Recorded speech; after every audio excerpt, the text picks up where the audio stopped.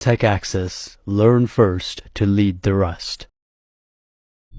यदि मलाई एउटै नाम गरेको तर डिफरेन्ट काम गर्ने फंक्सन बनाउन मन छ भने म फंक्सन ओभरलोडिङ चलाउँछु। फंक्सन ओभरलोडिङ गर्न हामीले नर्मली नै फंक्सन डिक्लेयर गर्ने हो, तर त्यो फंक्सनहरुको प्यारामिटर चाहिँ डिफरेन्ट हुनु पर्यो। मैले एउटा डिस्प्ले भन्ने फंक्सन बनाएको छु जसले एउटा नम्बर भन्ने इन्टिजर भेरिएबललाई प्यारामिटर जसरी लिन्छ अनि त्यो लिएको नम्बरलाई सिधै प्रिन्ट गरिदिन्छ।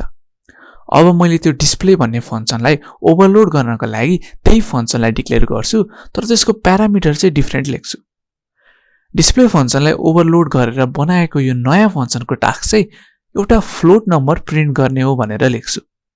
नर्मली नै भेरिएबल चलाएको जसो गरी हामीले चाहिएको अपरेशन्सहरु कोड गर्न सक्छौं।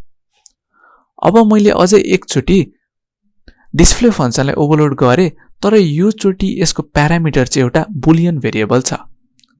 हामीले डिस्प्ले फंक्सनलाई एक्जिक्युट गर्नको लागि हामीले मेन फंक्सनमा डिस्प्ले सिधै लेख्ने, अनि यदि मैले डिस्प्लेको ब्र्याकेट भित्र इन्टिजर भ्यालु हाले भने इन्टिजर प्यारामिटर भएको फंक्सन एक्जिक्युट हुन्छ, फ्लोट भ्यालु हाले भने फ्लोट प्यारामिटर भएको फंक्सन एक्जिक्युट हुन्छ, बुलियन भ्यालु हाले भने बुलियन प्यारामिटर भएको एक्जिक्युट हुन्छ। मैले चाहिँ यो डिस्प्ले फंक्सनलाई अझै एकचोटी ओभरलोड गरे, तर यो पाली यो फंक्सनले मल्टिपल प्यारामिटर्स n1 र n2 लिन्छ र त्यही अनुसार n1 र n2 लाई प्रिन्ट गरिदिन्छ। मैले डिस्प्लेको ब्र्याकेट्स भित्र दुईटा आर्गुमेन्ट पास गरेकोले दुईटा प्यारामिटर भएको फंक्सन एक्जिक्युट हुन्छ। अब यो प्रोग्रामलाई रन गरेर हेरौँ है त।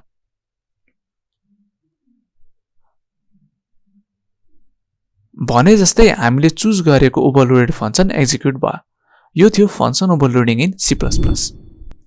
डिफल्ट आर्गुमेन्टको C++ मा मेन पर्पस के हो?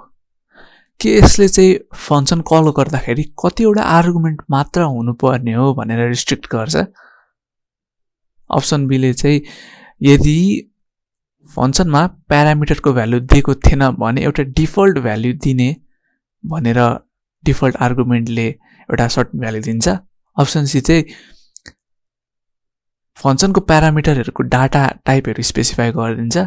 अप्सन डी चाहिँ ओभरलोडिङ रुल्सहरु फंक्सनमा इन्फोर्स गर्छ।